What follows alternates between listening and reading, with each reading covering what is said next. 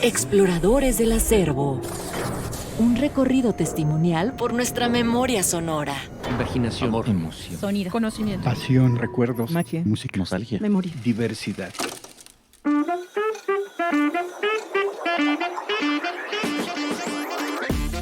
A finales del siglo pasado, indudablemente Radio Educación representó un espacio de creatividad y un territorio fértil en el que germinaron movimientos de los que hoy podemos disfrutar frutos.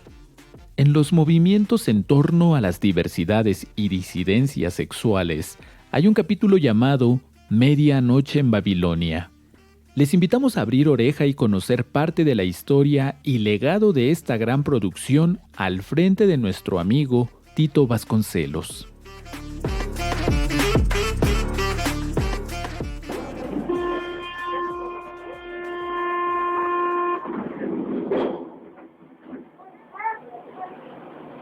A mí me costaba mucho llegar ahí tan temprano porque tenía que utilizar el sistema de transporte colectivo. Afortunadamente ya existía la estación San Lázaro, pero de San Lázaro a la estación todavía quedaba un buen tramo que había que cubrir a golpe de calcetín. Entonces llegaba yo con la lengua de fuera. Algunas veces se oía mi respiración en el micrófono. Pero bueno, fue todo un aprendizaje y fue muy enriquecedor para mí. Pablo Neruda falleció recientemente en Chile, su patria. Su obra constituye para las letras hispanoamericanas uno de los valores más grandes. Pablo Neruda nos abandona en el momento en que ha consolidado por completo un monumento a la poesía que adopta con valor y honestidad una forma de pensamiento político y filosófico que la compromete y fortalece. Yo soy Tito Vasconcelos, en la actualidad tengo 73 años y justamente conocí Radio Educación y empecé a trabajar para Radio Educación en 1972 gracias a la invitación que me hizo un compañero de la preparatoria que fue locutor también en Radio Educación y que se llama Mario Díaz Mercado, que por ahí anda, es una de las voces importantes de la radio en este país.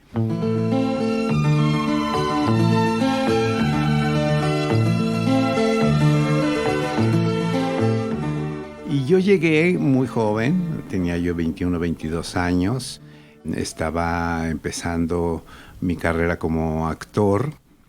Curiosamente, la década de los 70 es una década que puedo denominar la más importante de mi vida como formación personal y artística, porque fue el momento en el que yo empecé a trabajar profesionalmente en teatro, hice radio. Fue una época muy, muy bonita porque, bueno, el tema ahí de conocer, aprendí a producir radio y produje varios programas ahí que fueron más o menos exitosos. Una semana que producía Mario Desmercado, pero yo lo llevaba a cabo de pe a pa y se grababa un buen espacio y se hacían programas de 15 minutos con musiquita y todo.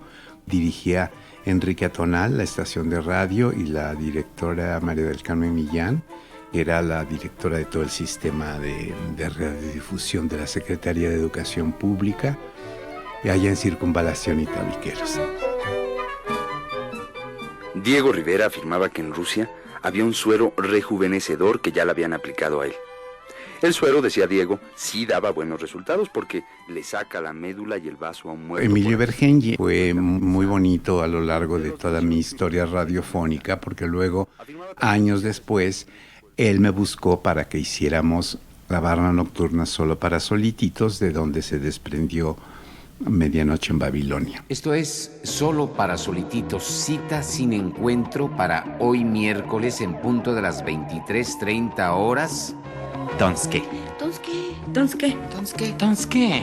Donske. Donske, Donske. Donske. Antonio Medina Trejo, soy maestro en comunicación y política por la UAM Xochimilco, también soy licenciado en comunicación por la UAM, dirijo la organización civil, la Asociación Mexicana de Comunicación para la Igualdad, y ya le aumentamos, y los derechos humanos, AMSI. Siempre es un gusto estar en nuestra querida Radio Educación, aquí en estos micrófonos históricos.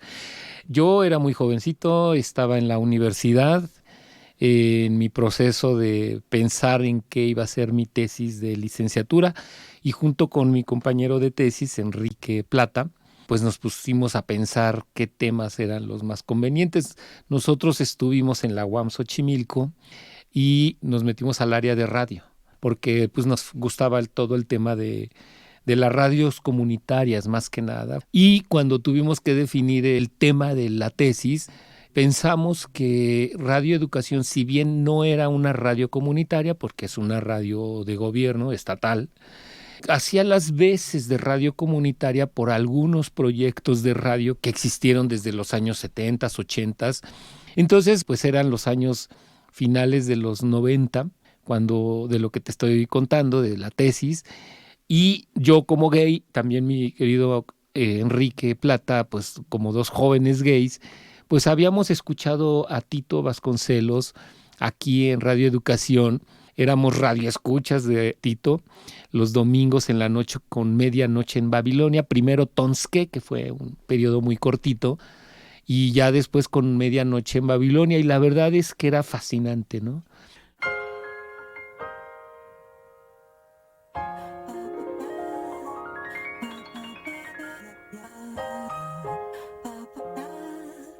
Soy Alonso Hernández, soy director de Archivos y Memorias Diversas.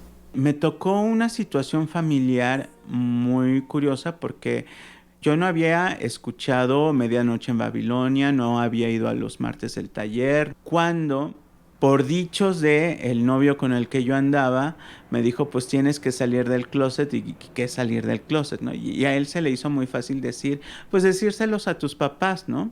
Y uno que es inconsciente cuando es muy joven, yo no supe cómo expresarlo, y en lugar de decir que era parte de mi persona, yo lo manejé con un sentido negativo. Y evidentemente, si mis papás ya tenían ciertos prejuicios sobre el tema, si tú los hablas en sentido negativo, pues evidentemente te van a querer mandar al psicólogo y demás, ¿no? Todavía no entendía yo muy bien el potencial que tenía la radio hasta que empecé a hacer Medianoche en Babilonia, porque antes era mero divertimento, pues. El asunto de la comunicación, entendí lo que era comunicar realmente, porque yo entré muy silvestre y era más bien como un ejercicio de creatividad. El caso es que, bueno, para todos los seguidores de Madonna, una noticia que seguramente los estremecerá. Madonna se retira de la música pop. Madonna graba una última canción que es un villancico navideño, precisamente porque decide esto hace unas pocas semanas y decide darlo a conocer en la Navidad de 1993. Graba un villancico navideño y anuncia que se retira de la música pop, que se va a trabajar con la Madre Teresa de Calcuta y que ingresa a trabajar en un leprosario en la ciudad de Benares, en la India. Nada más y nada menos. ¿Cómo ven? Pero bueno, Medianoche era el programa estelar de los domingos a las 11 de la noche para noctámbulos. De hecho, la barra se llamaba Solo para Solititos, ¿no? Que así le puso un hombre de radio, Emilio Evergenji. Solo para Solititos, y bueno, era como programas como muy acogedores, muy de cuates, muy cercanos, muy en corto, sin la bronca de la censura de la radio comercial, ¿no? La autocensura. Y lo único que hacía era esperarme a que acabara la hora nacional, los domingos, y entonces escuchar las notas de un mercado persa. Es un músico inglés. La introducción, la música, esa de ta tan tan tan tan tan tan tan tan tan tan tan tan tan, y luego la invitación de Tito Vasconcelos a ver el programa, ¿no?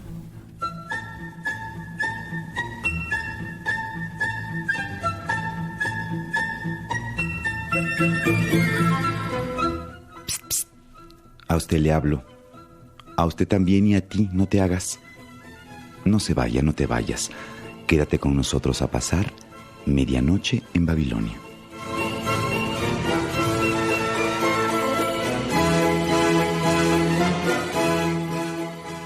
Medianoche en Babilonia sí nos formó a muchos gays, lesbianas y personas trans de la diversidad sexual de aquellos fabulosos años 90, y que a mí y a Quique se nos hizo muy bueno hacer un análisis del fenómeno radiofónico, comunicacional. Y bueno, pues le dijimos a don Tito Vasconcelos, fuimos a visitarlo. Él vivía en ese tiempo con Javier Lizárraga, que era uno de los participantes de cada semana aquí en Radio Educación. Y le dijimos, oye, queremos hacer nuestra tesis sobre cómo desde una radio pública pues se está llevando a cabo un programa que está de veras teniendo un impacto en la comunidad LGBT. Llegaron mucha gente. Antonio Medina, por ejemplo, que tiene unas convicciones muy firmes, estaba estudiando comunicación en una de las UAM, no me acuerdo cuál, si es UAM Xochimilco o algo así. Él llegó ahí a hacer un poco de trabajo social y a empezar a hacer sus pininos como noticiero. Porque yo no te voy a decir que toda la comunidad, pero muchísima gente de nuestra generación escuchaba a Tito Vasconcelos con esa voz ronca y, bueno, como gran actor, muy histriónica, una voz muy, muy de actor, vamos, donde si te leía una carta, bueno, te actuaba la carta en voz, en radio, era fascinante. Yo saqué del convento a varios. Sí. Yo las escuchaba en mi radio chiquito, debajo de las sábanas, del otro lado del ala de la casa de mis abuelos, porque la casa de mis abuelos era grande. Yo no supe, sino hasta mucho después, que mi abuelita, ella escuchaba el radio toda su vida. En la noche, ella escuchaba Medianoche en Babilonia, y pues mi abuelita, evidentemente, tenía mayor cultura LGBT que yo, sin saberlo yo creyendo que despistaba a mi familia. Los martes le decía a mi abuelita, pues ya me voy, abuelita, me voy al taller, creyendo que mi abuelita pensaba que yo estaba aprendiendo el oficio de mecánico, ¿no? Y pues no, yo me iba a la disco bar, el taller, a los martes de Guerrilla Gay. Oye, ¿oíste la radionovela? Sí, fíjate que es algo bien interesante y bien importante. Para el segundo programa de enero vamos a tener a Meijueiro, a los productores de esta telenovela Amores entre el río y la playa. Y es una muestra de lo que puede ser la radiofonía inteligentemente hecha, por supuesto, con una investigación muy seria y con muy buena voluntad. Es una radionovela didáctica y sobre todo retrata la vida de una zona de nuestra república en donde la bisexualidad es más allá de tolerada, ¿no? Como muy integrada a la comunidad.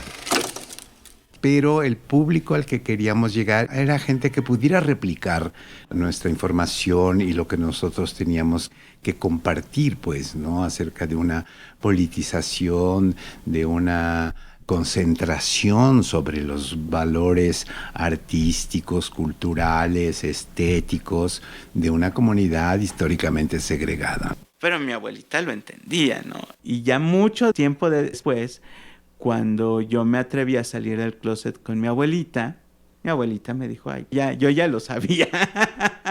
Yo también escuchaba Medianoche en Babilonia.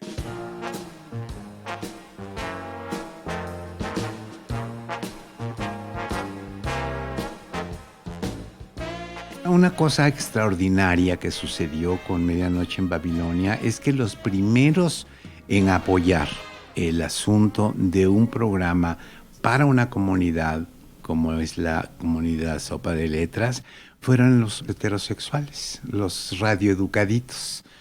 Me tocó Núñez, otro operador, Luis Luna. La gente, el equipo institucional, vamos, que trabaja en radioeducación también siempre pues muy generoso. Y él decía algo muy bonito que me gustaba mucho cuando presentaba al operador de radio, que es un hombre heterosexual, don Raúl Núñez, si no mal recuerdo. Y él decía que don Raúl, ingeniero de audio, quien se ríe con nosotros, no de nosotros. Hola, ¿qué tal? Mi nombre es Raúl Núñez Toledo. Soy operador de cabina, ya 33 años haciendo esta labor. Y mi acercamiento al programa de Medianoche en Babilonia es cuando pues yo ya tengo el turno de la noche Siempre me dijo don Raúl Núñez. A mí me daba risa, ¿no? Por la manera en cómo me presentaba, pero siempre él con respeto, ¿no? Creo que en un principio yo tenía ese recelo por trabajar con Tito, de conocerlo, de la trayectoria de él en teatro, en cine. Es impresionante.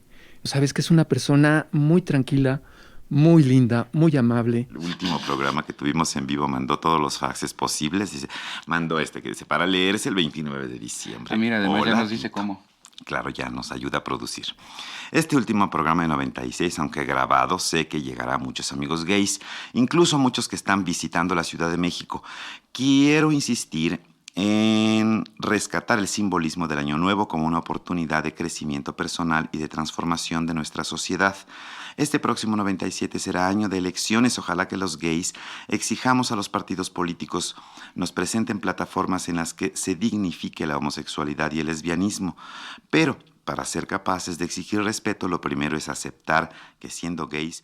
Tito logró hacer comunidad en el sentido de conjuntar desde la voz de las ondas hertzianas a esas personas que están allá, que no son activistas, que no son expertos, que no son intelectuales, que no leen quizá, que quizá tengan profesiones muy distantes a las ciencias sociales, no sé, arquitectos, ingenieros, o el diablero de la Merced, o el muchacho indigente, ¿no? O qué sé yo. Que yo recuerde, este programa era de los más escuchados.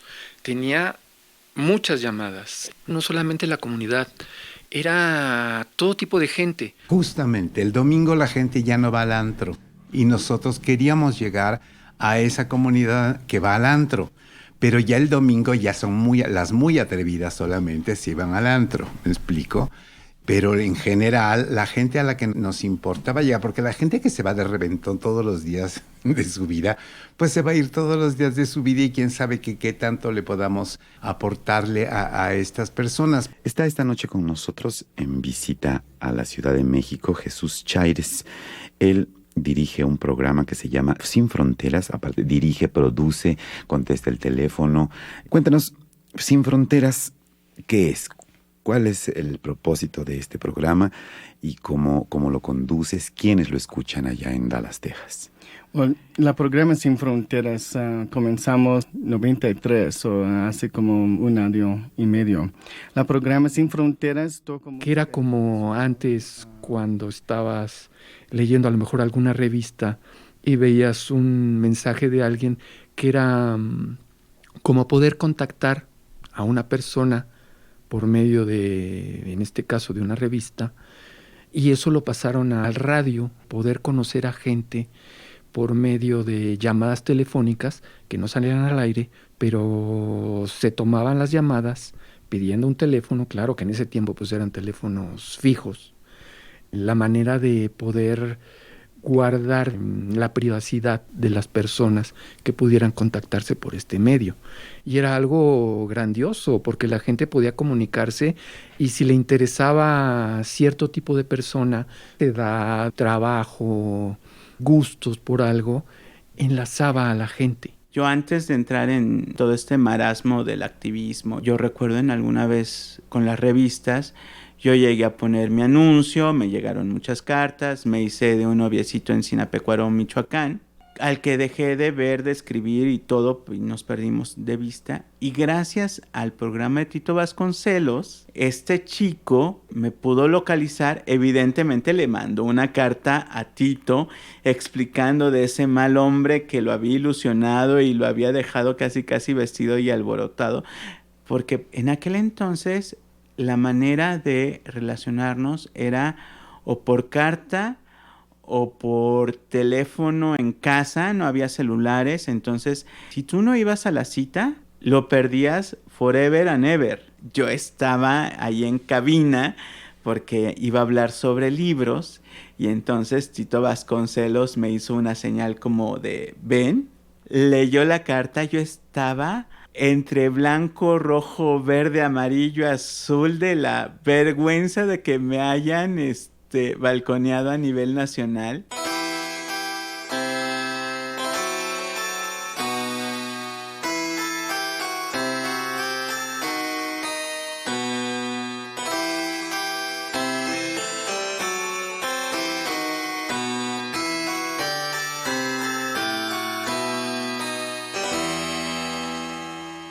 Soy Ana Monroy, trabajo en la Fonoteca de Radio Educación.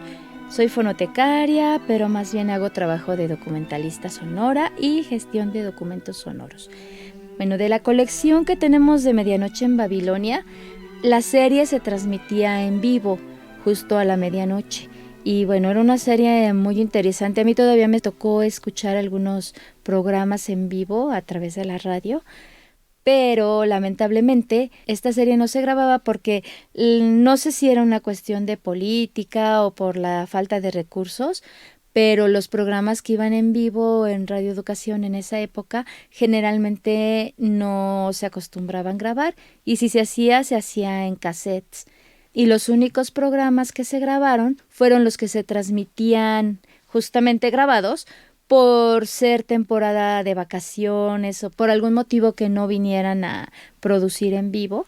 Entonces, los testimonios que tenemos son esos programas.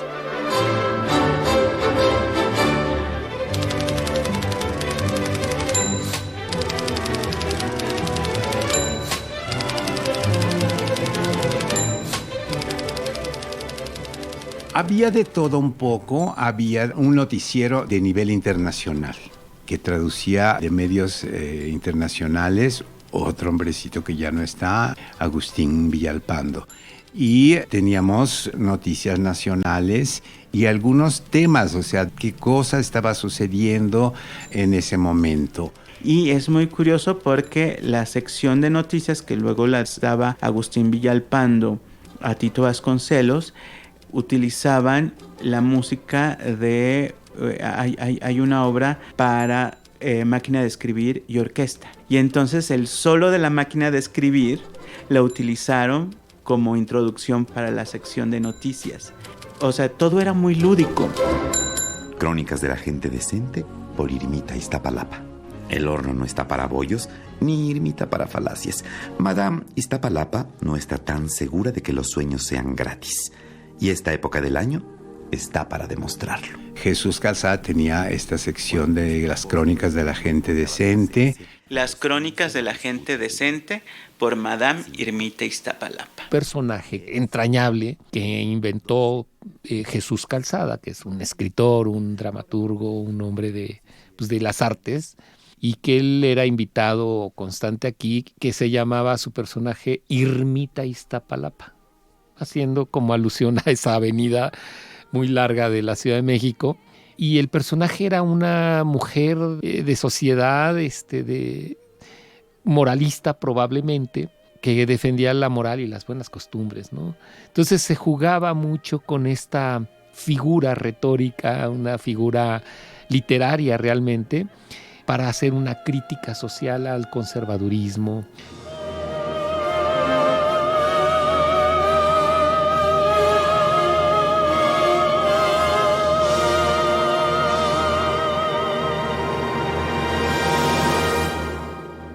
Bueno, cuánta maldad la tuya, Ay, ¿por qué? De programar a Julie Andrews. Lo que queda de. Lo que queda de. Oye, 30 y... ¿Qué hubo de años después cantando The Sound of Music? Para mí era muy gratificante hacer el programa. A mí me encantaba hacer el programa. Tuve la oportunidad de ir a su casa en una ocasión también cuando Laila Sánchez y Susana Juárez estaban haciendo su tesis en ese momento sobre el programa de Medianoche en Babilonia. Hola, soy Laila Sánchez Curi, soy docente de la Facultad de Ciencias Políticas y Sociales. Allá en la UNAM tengo 25 años ya de dar clase y también soy una colaboradora, extrabajadora de Radio Educación.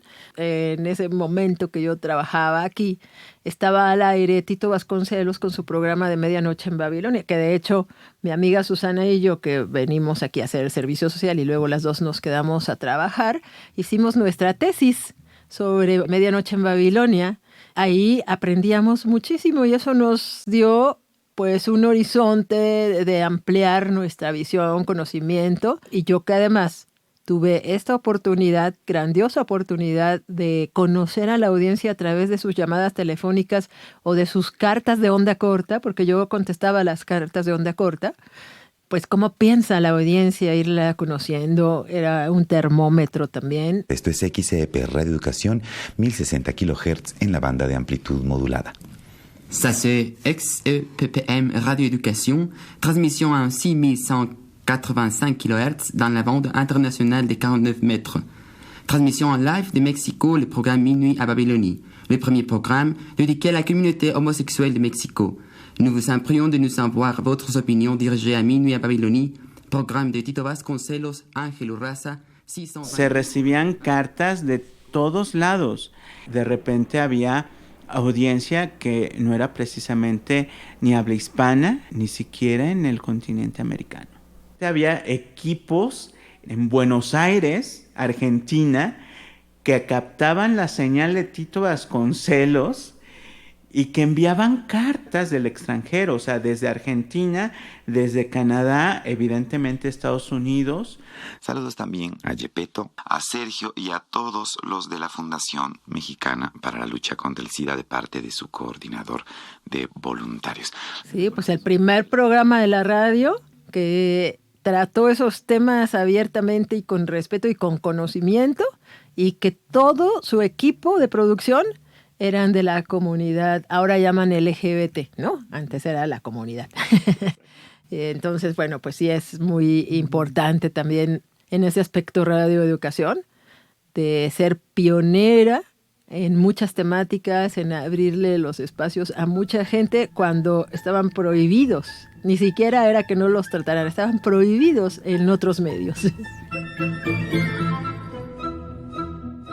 Muchas mamás que he conocido, para empezar la mía, que también escuchaba a Tito, porque mi mamá amaba a Tito, lo amaba lo que le sigue. Bueno, mi mamá todavía vive con Alzheimer, pero en aquellos años no tenía Alzheimer y bueno, mi mamá adoraba a Tito por la película de Danzón y decía, no, es que yo lo quiero conocer, y sí, lo conoció en una marcha, se lo presenté a mi mamá y bueno, escuchaba a Medianoche en Babilonia, luego se quedaba dormida, pero yo no. Era fascinante, fueron años maravillosos y yo creo que Radio Educación tiene una joya en este proyecto, que pues seguimos aquí siempre que hay posibilidades de venir a hablar de ello.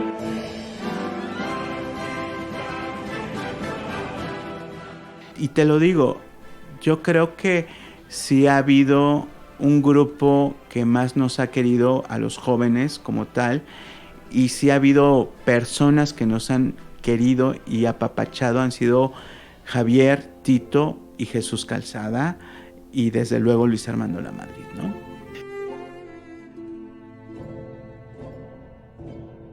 Y porque era un privilegio tener a nuestro alcance un medio de comunicación de esta naturaleza. Nosotros fuimos influencers antes de que existiera el término de influencer.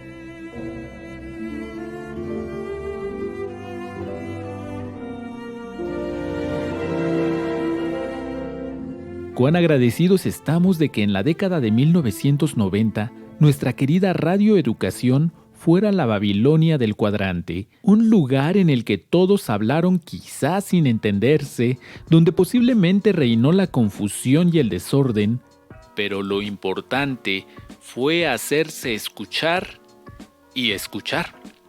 Agradecemos el apoyo de Archivos y Memorias Diversas, quienes nos compartieron material proveniente del Fondo Javier Lizarraga y del cual escuchamos fragmentos en esta emisión.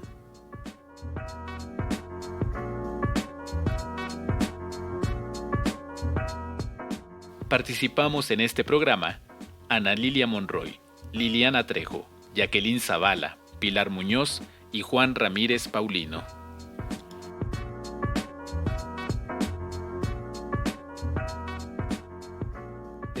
Exploradores del Acervo. Un recorrido testimonial por nuestra memoria sonora.